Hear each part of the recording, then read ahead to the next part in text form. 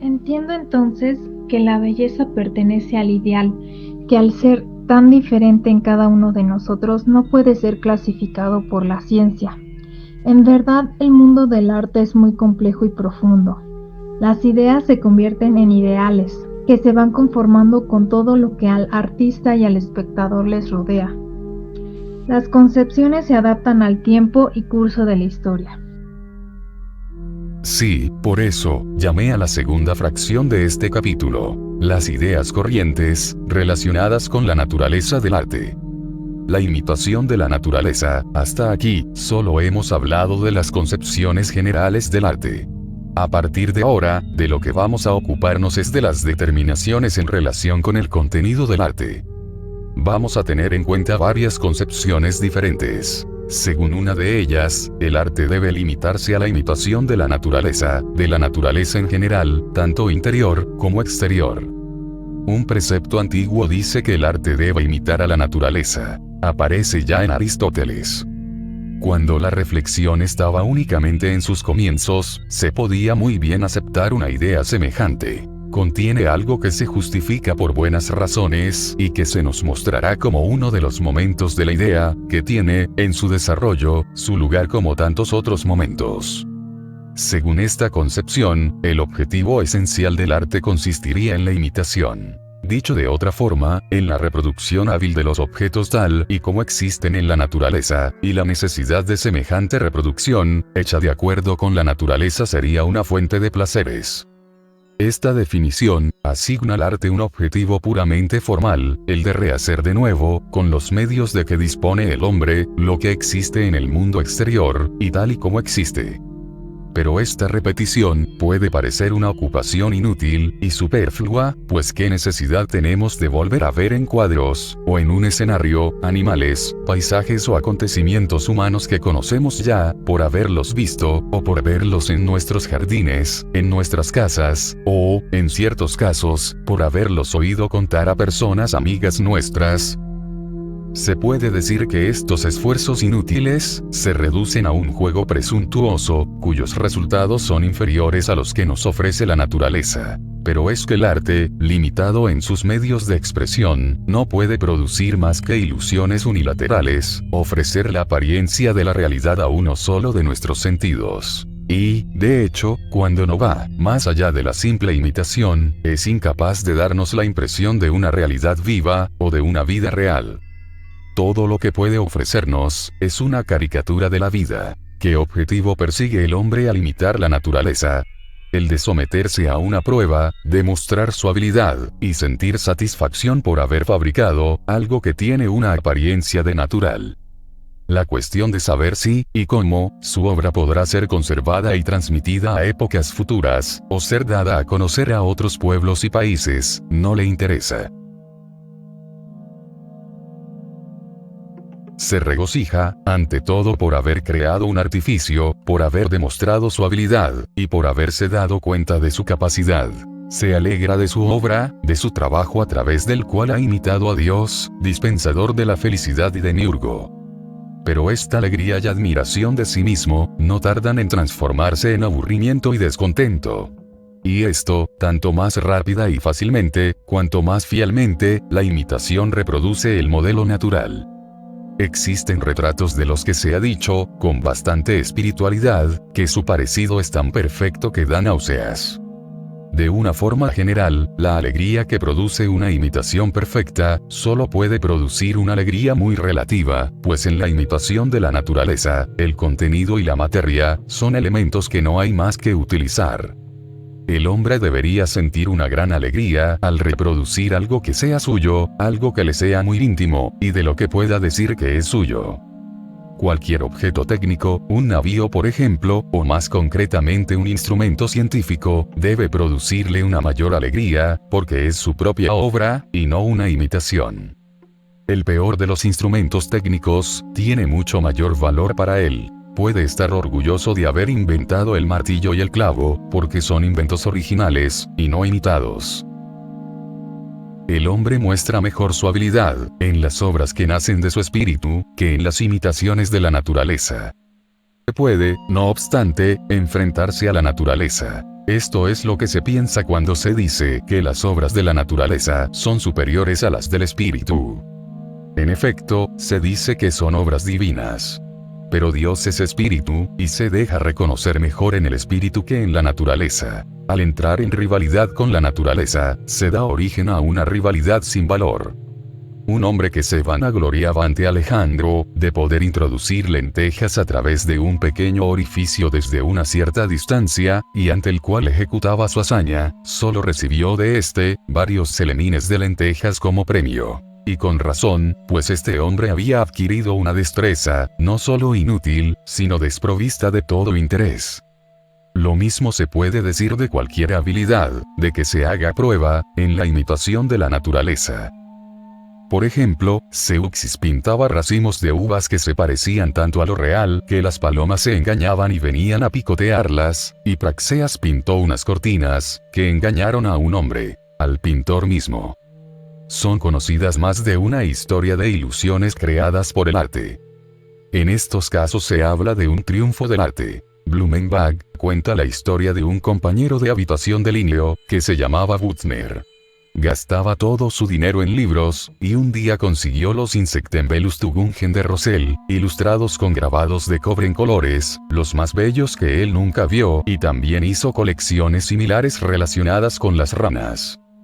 Como el ejemplar que poseía Bützner no estaba encuadernado, se sorprendió mucho al ver un día, que un mono estaba mordiendo una hoja en la que había pintado un abejorro. La satisfacción que experimentó a la vista del mono engañado por un grabado, le consoló de la pérdida de la lámina. En presencia de estos ejemplos, y de otros del mismo tipo, se debería al menos comprender, que en lugar de ensalzar a las obras de arte, porque consiguen engañar a palomas y monos, se debería más bien censurar a aquellos, que creen exaltar el valor de una obra de arte, al hacer resaltar estas vulgares curiosidades, y que ven en ellas la expresión más elevada del arte. Se puede decir de una forma general que, al querer rivalizar con la naturaleza por la imitación, el arte permanecerá siempre por debajo de la naturaleza y podrá ser comparado a un gusano, que hace esfuerzos por igualar a un elefante. Hay hombres que saben imitar los trinos del ruiseñor, y Kant ha dicho a este respecto que, desde el momento en que nos damos cuenta, de que es un hombre el que canta así, y no un ruiseñor, encontramos que ese canto es insípido. Vemos en él un simple artificio, no una libre reproducción de la naturaleza o una obra de arte. El canto del ruiseñor nos alegra naturalmente, porque oímos a un animal, en su inconsciencia animal, emitir sonidos que se parecen a la expresión de los sentimientos humanos. Lo que nos satisface aquí, pues, es la imitación de lo humano por la naturaleza. Al pretender que la imitación constituye el fin del arte, que el arte consiste, por consiguiente, en una fiel imitación de lo que existe ya, se pone en suma, el recuerdo en la base de la reproducción artística. Así es, sin embargo, la imitación de la naturaleza por el arte, tiene su valor y su importancia. El pintor debe dedicarse a realizar largos estudios, para familiarizarse con las relaciones que existen entre unos colores y otros, con los efectos y los reflejos de la luz, para aprender a plasmarlos en la tela o el papel. Además debe aprender a conocer y a reproducir, hasta en sus más mínimos detalles, las formas y figuras de los objetos. Ese es uno de los graves problemas actuales del arte.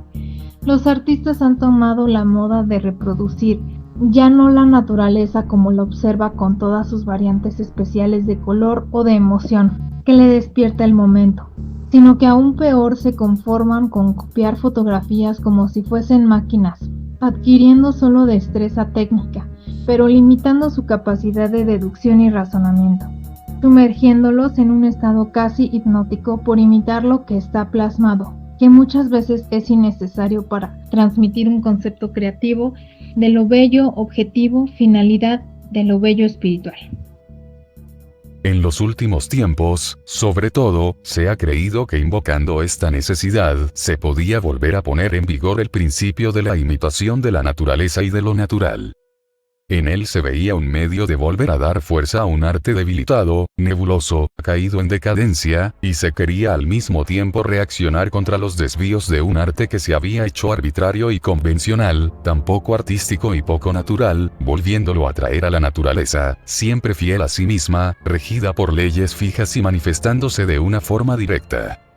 Por loables que sean, estas tendencias e intenciones, no es menos evidente que el naturalismo puro y simple, no puede constituir la base substancial del arte, y, si éste debe ser natural en sus representaciones y manifestaciones exteriores, en ninguna forma, debe ajustarse rigurosamente, en estas representaciones y manifestaciones, a la naturaleza exterior, imitándola servilmente, pues su objetivo esencial es otro. Los productos del arte son, siempre y necesariamente, una apariencia sensible y natural, pero hay que convenir en que el arte, incluso el mejor, está siempre de este lado y por debajo de lo natural, y que los hombres más hábiles, solo consiguen revelarse como los más torpes, en cuanto se esfuerzan en situarse con sus imitaciones a la altura de la naturaleza. En la pintura de retratos, donde se trata de reproducir los rasgos de un hombre, el parecido es ciertamente, un elemento muy importante. Sin embargo, en los mejores retratos, en aquellos que se reconocen como los mejor conseguidos, el parecido no es nunca perfecto, le falta siempre algo, con relación al modelo natural.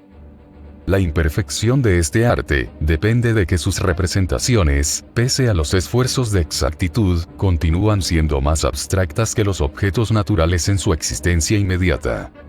Lo más abstracto es un boceto, un diseño. Cuando se utilizan los colores, cuando se toma como regla la naturaleza, se encuentra siempre que se ha olvidado algo, que la representación, la imitación, no es tan perfecta como la forma natural. Ahora bien, lo que hace que estas representaciones sean particularmente imperfectas, es la falta de espiritualidad. Cuando cuadros de este tipo sirven para reproducir los rasgos humanos, deben tener una expresión de espiritualidad que le falta, por otra parte, al hombre natural. Tal y como se nos presenta directamente, bajo su aspecto diario. Ahora bien, esto es lo que el naturalismo es incapaz de hacer y en ello se manifiesta su impotencia. La expresión de espiritualidad debe dominar todo. Al querer fijar las formas sensibles, es cierto que es necesario acomodarse a la naturaleza, a la regla. Se debe imitar, pero no se debe olvidar tampoco, que se obtiene así una simple abstracción. En la imitación, el acomodo a la naturaleza es ciertamente de una importancia capital, pero lo que falta a las obras nacidas de la imaginación no es algo secundario, sino lo esencial, a saber, lo espiritual, y la intención misma de imitar a la naturaleza es una intención de orden espiritual.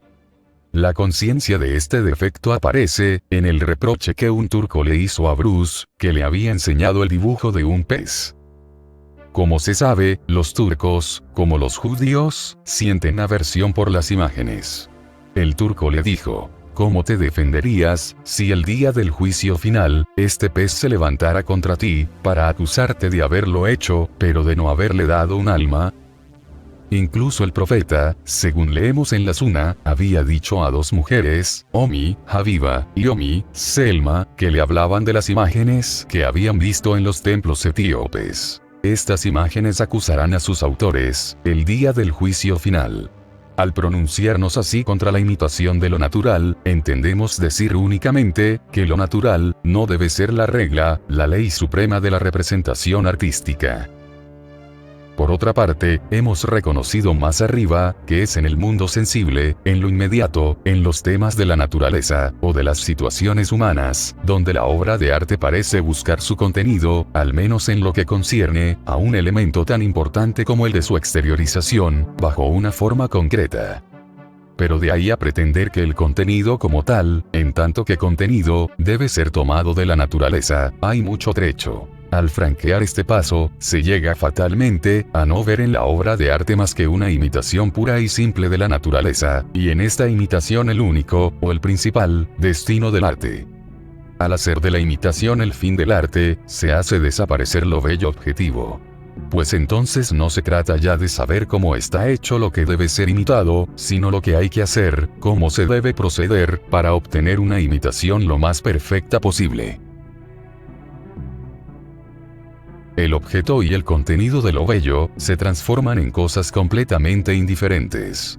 Sin embargo, si se continúa hablando, con relación a los hombres, animales, países, acciones, caracteres, etc., de diferencias entre la belleza y la fealdad, estas diferencias, no pueden en forma alguna, impulsar a un arte reducido a un simple trabajo. Prestadas sus formas a la naturaleza, es un hecho imposible de impugnar, y volveremos a hablar de ello. El contenido de una obra de arte es de tal naturaleza que, al tiempo de ser de orden espiritual, solo puede estar representado bajo una forma natural.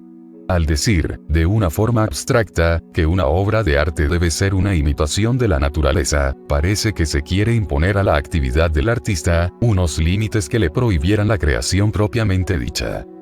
Ahora bien, como ya hemos visto, incluso al imitar a la naturaleza lo más exactamente posible, no se llega nunca a obtener una reproducción rigurosamente fiel de los modelos, que es el caso del retrato por ejemplo. Una obra de arte puede contentarse con no ser más que una imitación. Pero en esto no consiste su tarea, su misión. Al intentar realizar una obra de arte, el hombre persigue un interés particular, está incitado por la necesidad de exteriorizar un contenido particular.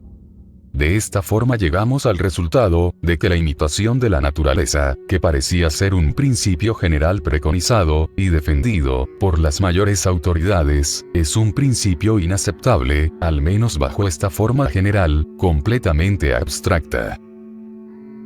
Al pasar revista a las diferentes artes, no se tarda en comprobar, en efecto, que si la pintura y la escultura por ejemplo, representan objetos de un parecido aparentemente natural, o cuyo tipo es esencialmente tomado de la naturaleza. Las obras de la arquitectura por el contrario, que es también una de las bellas artes, lo mismo que la poesía, aunque no sean puramente descriptivas, no son en absoluto imitaciones de la naturaleza. O, al menos, si se quisiera a toda costa, aplicar a estas dos últimas artes el principio de la imitación, solo se podría hacer después, de dar un gran rodeo, subordinando esta proposición a múltiples condiciones, y reduciendo la verdad a la simple probabilidad. Pero incluso así se chocaría con una gran dificultad, la de determinar lo que es probable y lo que no lo es. Y además ni se querría, ni se podría eliminar de la poesía, todas sus invenciones arbitrarias y completamente fantásticas. El arte debe, pues, tener otro fin que el de la imitación puramente formal de lo que existe, imitación que no puede dar nacimiento, más que a artificios técnicos, que no tienen nada en común con una obra de arte. La naturaleza y la realidad, son fuentes en las cuales, el arte no puede evitar inspirarse. En lo ideal tampoco, pues lo ideal no es nada nebuloso, general, abstracto. El objetivo perseguido por la imitación consiste, por el contrario, en reproducir los objetos de la naturaleza, tal y como son, en su existencia exterior e inmediata, lo que solo sirve para satisfacer el recuerdo. Ahora bien, lo que buscamos y exigimos, no es solo la satisfacción del recuerdo, por la llamada directa de la vida en su totalidad, sino también la del alma. El despertar del alma, según se dice, es el objetivo final del arte. Tal es el efecto que debe intentar obtener. Lo comprendo perfectamente. El arte debe estar enfocado a nutrir el espíritu y el alma. Copiar la belleza natural es para que el cuerpo aprenda. Recrear bajo el ideal de belleza es alimentar al espíritu y disfrutar de toda la creación. Es regocijo para el alma. De esto es de lo que vamos a ocuparnos en primer lugar. Enfocando el objetivo final del arte bajo este último aspecto, preguntándonos concretamente, ¿cuál es la acción que debe ejercer, que puede ejercer y que ejerce efectivamente? Comprobamos de inmediato que el contenido del arte, está formado por todo el contenido del alma y del espíritu. Que su objetivo consiste en revelar al alma todo lo que encierra de esencial, grande, sublime, respetable y verdadero.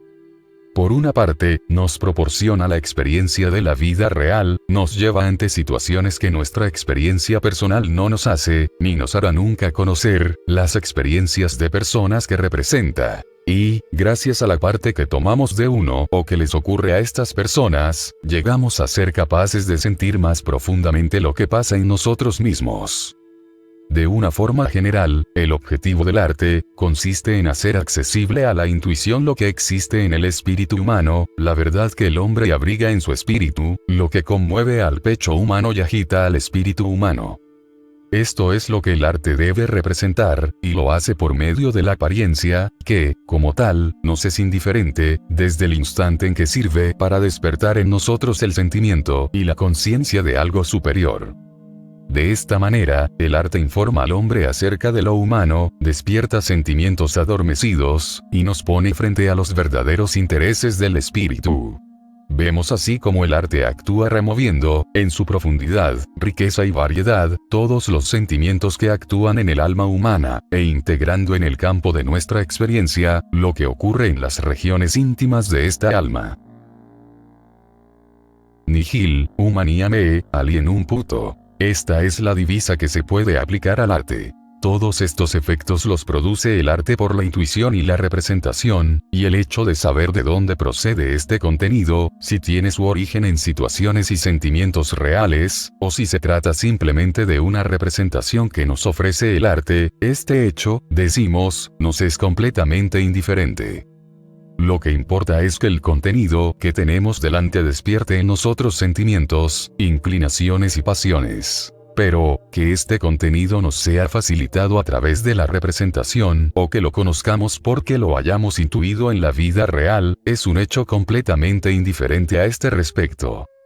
Podemos quedar tan fuertemente afectados, zarandeados y agitados por la representación como por la percepción. Todas las pasiones, amor, alegría, cólera, odio, piedad, angustia, miedo, respeto, admiración, sentimiento del honor, amor a la gloria, etc., pueden invadir nuestra alma bajo la acción de las representaciones que recibimos del arte. El arte puede evocar en nosotros y hacer sentir a nuestra alma todos los sentimientos, y con razón se ve en este efecto la manifestación esencial del poder y la acción del arte, e incluso, como se piensa a menudo, su objetivo final. El arte utiliza la gran riqueza de su contenido, por un lado, para completar la experiencia que tenemos de nuestra vida exterior, y, por otro, para evocar, de una forma general, los sentimientos y pasiones que acabamos de enumerar, a fin de que las experiencias de la vida no nos encuentren insensibles, de que nuestra sensibilidad continúe abierta a todo lo que ocurre fuera de nosotros. Ahora bien, esta sensibilización la obtiene el arte, no con la ayuda de experiencias reales, sino únicamente por su experiencia, sustituyendo gracias a una ilusión, la realidad por sus producciones. La posibilidad de quejar esta ilusión por la apariencia descansa en el hecho de que, en el hombre, cualquier realidad, antes de llegar a afectar el alma y la voluntad, debe atravesar el contenido intermedio, formado por la intuición y la representación. Y esto es igualmente cierto tanto si se trata de la acción directa de la realidad como tal, como si ésta se manifiesta de una forma indirecta, con la ayuda de signos, imágenes y representaciones, que tienen un contenido real y sirven de expresión a este contenido. El hombre es capaz de representarse objetos que no son reales, como si efectivamente lo fueran. Evocar en nosotros todos los sentimientos posibles, hacer que entren en nuestra alma todos los contenidos vitales, y realizar todos estos movimientos internos, con la ayuda de una realidad exterior que solo tiene las apariencias de la realidad, es en lo que consiste el poder particular, el poder por excelencia. Insistimos una vez más en este punto. El arte ejerce sobre el alma y los sentimientos, la acción que acabamos de describir, sea cual fuere el contenido que exprese. Despierta los sentimientos adormecidos y es capaz de activar todas las pasiones, todas las tendencias y todas las inclinaciones. Posee el poder de hacernos sentir todos los males y todas las miserias, y hacernos visible el mal y el crimen. Gracias al arte, somos capaces de ser los testigos entristecidos de todos los horrores, de experimentar todos los terrores, todos los espantos, de ser sacudidos por todas las emociones violentas.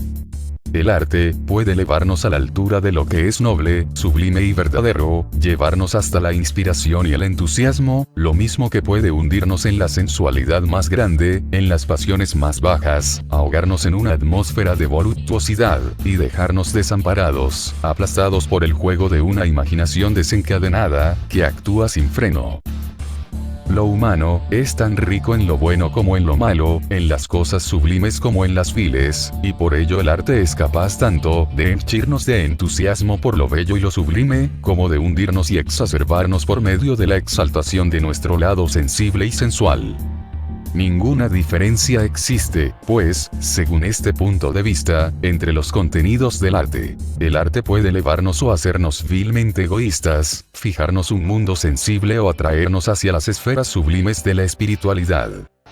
Así es como aparece el poder del arte, como un poder puramente formal e independiente de la naturaleza de su contenido. En efecto, posee el poder formal de despertar nuestros sentimientos con motivo de cualquier tema o de cualquier contenido. Es la sofística del arte. Lo mismo que por el razonamiento, se pueden encontrar razones para todo, explicaciones para las cosas más insignificantes, y justificaciones para cualquier tipo de acción, igualmente el arte, utilizando la misma sofística, puede utilizar cualquier contenido, para alcanzar su objetivo esencial. Poco le importa la calidad o la naturaleza del contenido, con tal de que su objetivo sea alcanzado.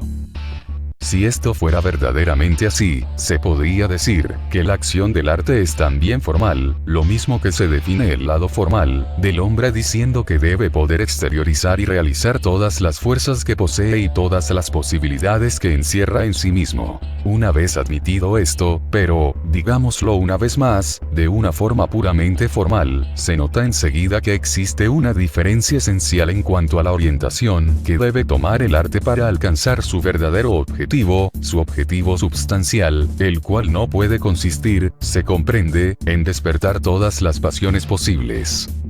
Se trata, pues, de buscar este objetivo esencial, este fin en sí del arte. Diversos son los contenidos susceptibles de agitar nuestra alma, y el arte debe hacer su elección entre estos contenidos, y para realizar esta elección debe poseer un criterio preciso, en relación con lo que considera que es su verdadero destino. Este destino puede ser definido, primero, de una manera formal. Dicho de otro modo, de una manera tal que cualquier obra de arte pueda realizarlo. Se llama, homenier, a un hombre que concentra toda su voluntad en un fin concreto.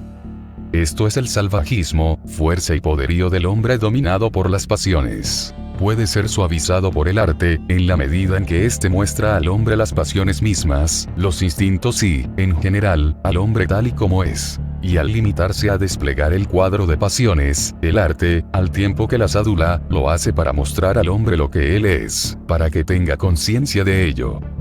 En esto consiste ya su acción suavizadora, pues pone al hombre frente a sus instintos, como si estuvieran fuera de él, y le confiere de esta forma una cierta libertad respecto a ellos. Según este punto de vista, se puede decir del arte que es un libertador. Las pasiones pierden su fuerza por el hecho de que se han convertido en objetos de representaciones, en una palabra. La objetivación de los sentimientos tiene justamente por efecto el de hacer desaparecer su intensidad y de hacer que nos parezcan exteriores, más o menos extraños. De su paso por la representación, el sentimiento sale del estado de concentración en que se encontraba en nosotros y se ofrece a nuestro libre juicio. Hay pasiones como el dolor, el primer medio que la naturaleza pone a nuestra disposición para conseguir un alivio a un dolor que nos atenaza son las lágrimas. Llorar es ya un consuelo. El alivio se acentúa a continuación durante una conversación con los amigos, y la necesidad de ser aliviado y consolado puede llevarnos hasta a componer poesía. Por eso, desde el instante en que un hombre que se encuentre sumido en el dolor y absorto por él, está en condiciones de exteriorizar este dolor, se siente aliviado, y lo que más le consuela aún es la posibilidad de expresar su dolor en palabras, en cantos, en sonidos y en figuras. Este último medio es aún más eficaz, y el dolor queda muy mitigado por la objetivación de los sentimientos, que elimina de estos su carácter intenso y concentrado, convirtiéndolos, por así decirlo, en impersonales y ajenos a nosotros. Es muy corriente el caso de artistas que, afectados por una desgracia, consiguen disminuir y debilitar la intensidad de su pesar, exteriorizándolo en una obra de arte. En otro tiempo, existía la costumbre de las visitas de condolencia. Eran muy penosas, pero la simpatía testimoniada por los visitantes, la repetición de las mismas fórmulas, la objetivación del acontecimiento, contribuían en gran manera a aliviar el dolor. También era una excelente costumbre, sobre todo en casos de fallecimiento, acudir a testimoniar el pésame a los familiares más allegados al difunto. Al hablar con cada visitante de la desgracia que los aquejaba, sentían un gran consuelo. La institución de las plañideras en la antigüedad tiene su origen en esta necesidad de objetivar el dolor. Cuando un hombre es capaz de componer una poesía que tiene por tema la pasión que le obsesiona, ésta se hace menos peligrosa, pues, como hemos dicho, objetivar un sentimiento es separarlo de su personalidad y adoptar a su respecto una actitud más serena. Al desahogarse por medio de poesías y cantos, el alma se desprende del sentimiento concentrado. El contenido, dolor o alegría, que con anterioridad anidaba en el alma, experimenta un relajamiento de la tensión. Gracias a su representación, su concentración queda rota, y el alma recupera su libertad. Se comienza a prestar atención a lo que es susceptible de consolar y a los consejos que insisten en la necesidad de conservar la tranquilidad y la serenidad. Tal es la base sobre la cual descansa la acción formal que el arte ejerce en los sentimientos y las pasiones. Pero esta elevación del alma no se detiene en esta fase de la ruptura puramente formal de la concentración. El proceso debe continuarse hasta que el alma reciba un contenido que le dé fuerza para combatir y, si es posible, para vencer las pasiones. Pero si se admite que el objetivo del arte consiste no únicamente en evocar las pasiones, sino también en purificarlas, dicho de otro modo, que la evocación no es su último fin, un fin en sí, se puede decir, dando a la palabra purificación un significado preciso, que es la moralización lo que constituye el objetivo del arte. Hemos visto en otra parte que ya la simple representación de las pasiones lleva un cierto grado de purificación, de catarsis. Tiene por efecto conferir un cierto dominio sobre las pasiones y los impulsos indisciplinados y salvajes. Se oye proclamar en ciertas partes que el hombre debe permanecer en unión con la naturaleza, pero los partidarios de esta unión no se dan cuenta de que lo que defienden no es otra cosa que vulgaridad y salvajismo. Ahora bien, el arte, al representar al hombre en unión con la naturaleza, tiene justamente por efecto el de elevar al hombre por encima de la naturaleza. Y este es el punto esencial. El arte actuaría, pues, vivificando y reforzando la voluntad moral, de forma que el alma pudiera oponerse eficazmente a las pasiones. En este sentido se dice que el arte debe perseguir un objetivo moral, que la obra de arte debe tener un contenido moral. El arte debe contener algo elevado, al que estén subordinadas las inclinaciones y las pasiones. Debe emanar de él, una acción moral, susceptible de alentar al espíritu, y al alma, en la lucha contra las pasiones. Este modo de ver ha suscitado últimamente numerosas discusiones. En primer lugar, se ha destacado que un objetivo parecido es indigno del arte. Si es necesario a toda costa asignar al arte un objetivo final, este objetivo debe ser tal que se baste a sí mismo. No puede, pues, tratarse más que de un fin en sí. Decir que el arte debe agradar, ser una fuente de placer, es asignarle un objetivo puramente accidental, que no puede ser el suyo. La religión, las costumbres y la moral son ya objetos que existen en sí, y cuanto más contribuya el arte a favorecer las aspiraciones religiosas, las tendencias morales y suavizar las costumbres, más elevado será el objetivo que alcance. Estos son criterios absolutos, y al decir que el arte debe conformarse con la creación de sus formas, es asignarle un contenido preciso. Como expresión de este contenido, el arte ha servido para instruir a los pueblos. Sin embargo, aun asignando al arte este último contenido, se pone en duda que sea este su objetivo final. Esta reserva se relaciona sobre todo con el modo de la representación. Se conciben las enseñanzas morales del arte bajo la forma de proposiciones abstractas, de reflexiones más o menos teóricas, o se quiere decir solo que estas abstracciones y reflexiones desempeñan en él un papel principal, mientras que el elemento sensible debe ocupar un lugar secundario y servir únicamente de envoltura a lo abstracto. En los dos casos se desconoce por completo la naturaleza del arte. Por su contenido, la obra de arte debe ser individual y concreta, una imagen que se dirige a los sentidos. Si el contenido no es figurado en virtud de su naturaleza misma, el elemento figurado se convierte en secundario, el contenido queda roto, dividido en dos. Se convierte en una abstracción recubierta de ornamentos exteriores, que no son más que una simple apariencia. Una proposición abstracta es suficiente por sí misma, sin tener que recurrir a los ornamentos exteriores, que no están hechos más que para suscitar el aburrimiento, en razón a la falta de correspondencia entre el contenido y la forma. Bien es cierto que es posible sacar consecuencias y conclusiones de una obra de arte, incluso en el sentido más auténtico de la palabra. Se pueden deducir incluso enseñanzas, como de todo lo que ocurre en la vida real y concreta. Esto es lo que se ha hecho, sobre todo en el pasado, como se puede ver en los prefacios de las obras de Dante, que indican siempre en qué consiste la alegoría, es decir, la enseñanza que encierra cada canto. Al proceder de esta forma, se emplea una obra de arte para formular una enseñanza, para colocar una enseñanza bajo la autoridad y justificarla, por el prestigio de una obra de arte. Nada hay que decir contra este procedimiento, a condición de que la forma artística no sea un simple ornamento destinado a adornar una enseñanza abstracta, sino que el contenido forme un todo con la forma figurada, y que esta unidad constituya su aspecto esencial. Lo que se ha reprochado sobre todo a esta manera de ver es, pues, el hecho de subordinar el lado sensible de la obra de arte a las proposiciones morales abstractas. No vamos a insistir más en este punto. Pero, por otra parte, es importante examinar con más detalle la contradicción que implica esta manera de ver, porque su naturaleza nos abre el camino que nos conducirá hacia el verdadero concepto del arte. Mucho más. Constituye el lugar de paso hacia el concepto. La cuestión que se plantea a este propósito, es la de saber si la enseñanza moral, que se considera como el objetivo supremo del arte, debe estar contenida implícitamente, sin estar formulada como enseñanza, o si debe ser enunciada de una forma explícita. Se nos ha dicho en principio que la obra de arte debe contener una enseñanza moral de una forma implícita, que esta enseñanza, al tiempo que es el objetivo supremo del arte, debe encontrarse allí en un estado no desarrollado, no debe resaltar, imponerse como una doctrina, una ley o un mandamiento.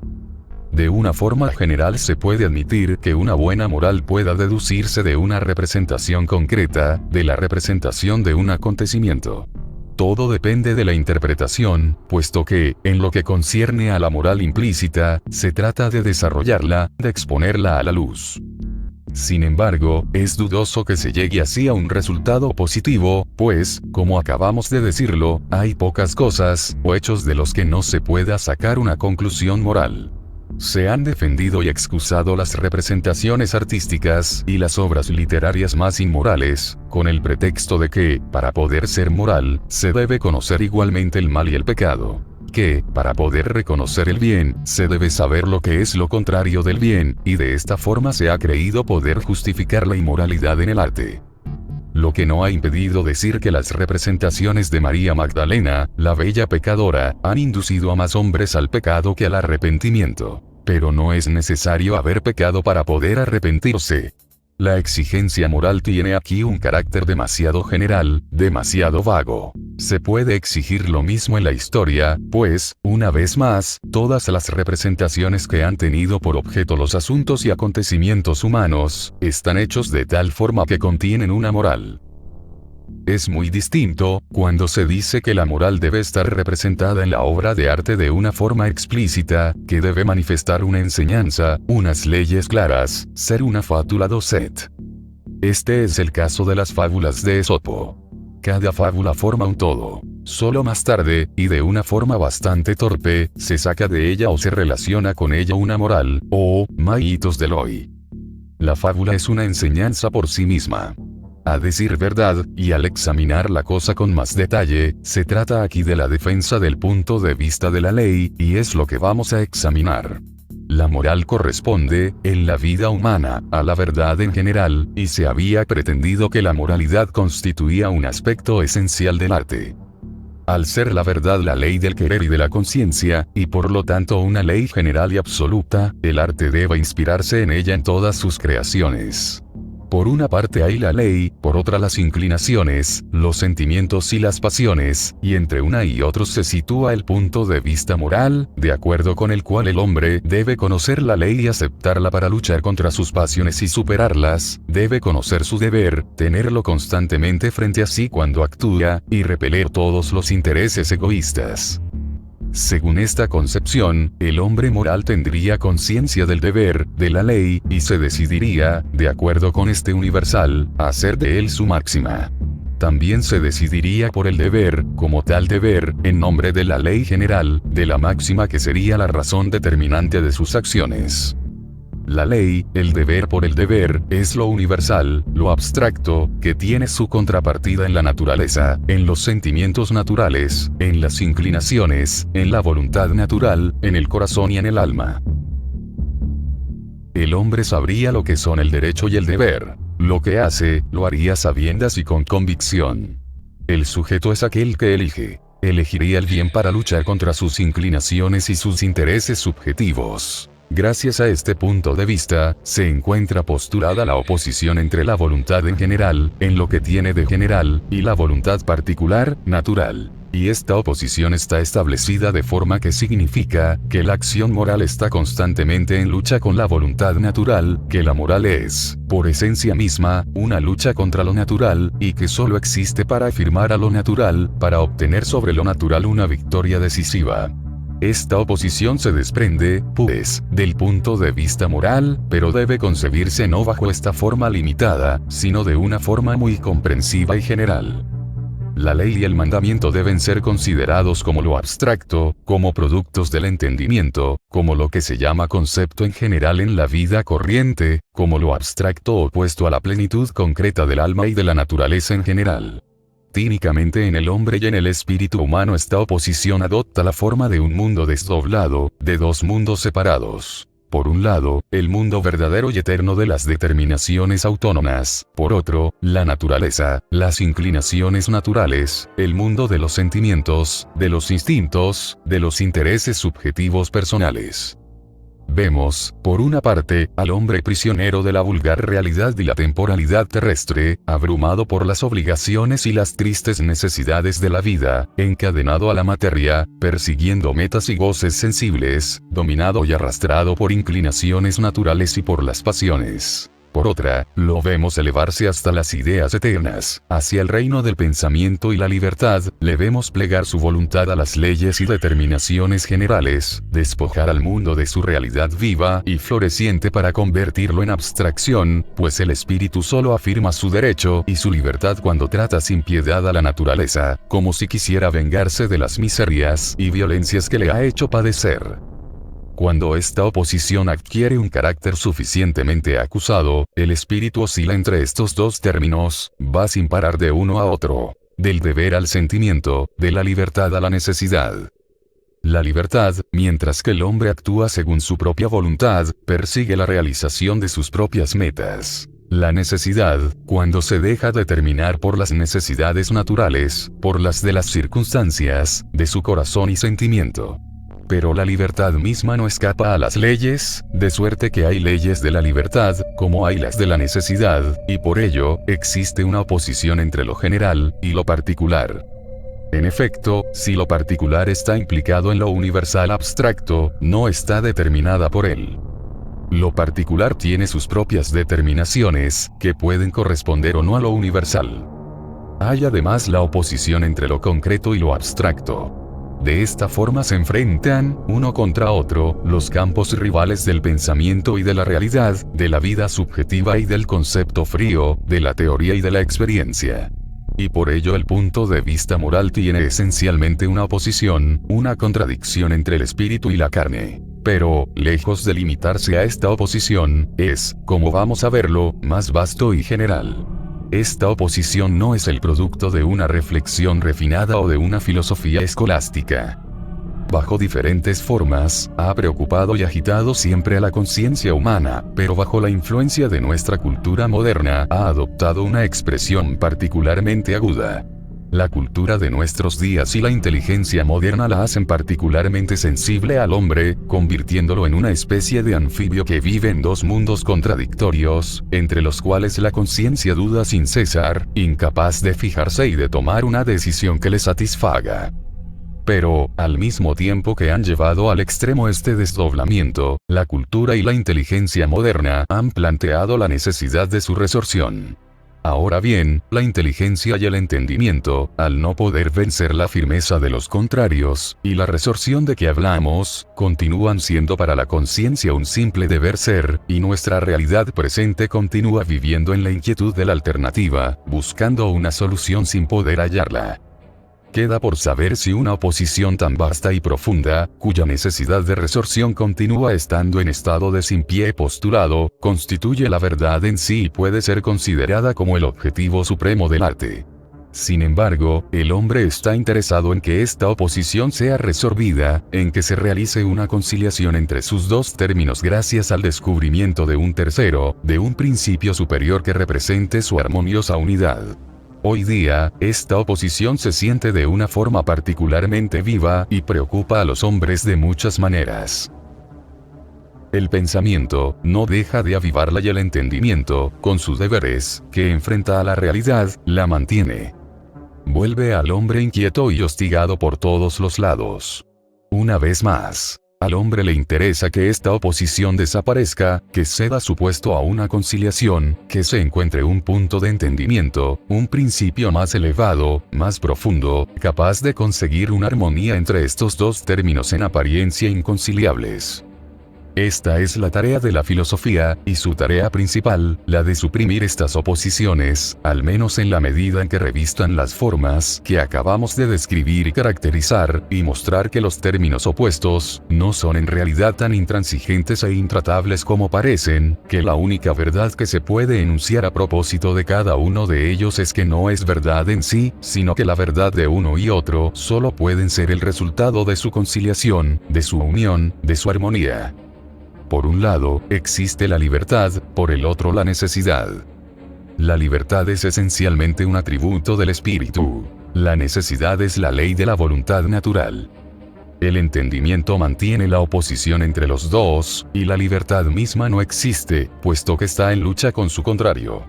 Pero el hombre cree firmemente que esta oposición debe ser resolvida. Y, en cuanto a la inteligencia, la filosofía tiene por misión demostrarle que, si la contradicción existe, está ya, tal como es, resolvida por toda la eternidad, en sí y para sí. Y que la verdad es esta. Esta oposición es tal que no solo es posible resolverla, no solo debe ser resolvida en un futuro más o menos próximo o lejano, sino que su resorción está ya hecha, la conciliación de sus dos términos está ya realizada, y únicamente la inteligencia es la que busca aún la resorción en la filosofía. La filosofía demuestra que la conciliación se efectúa desde tiempo inmemorial. En todo caso, para la inteligencia, no puede efectuarse más que por la filosofía.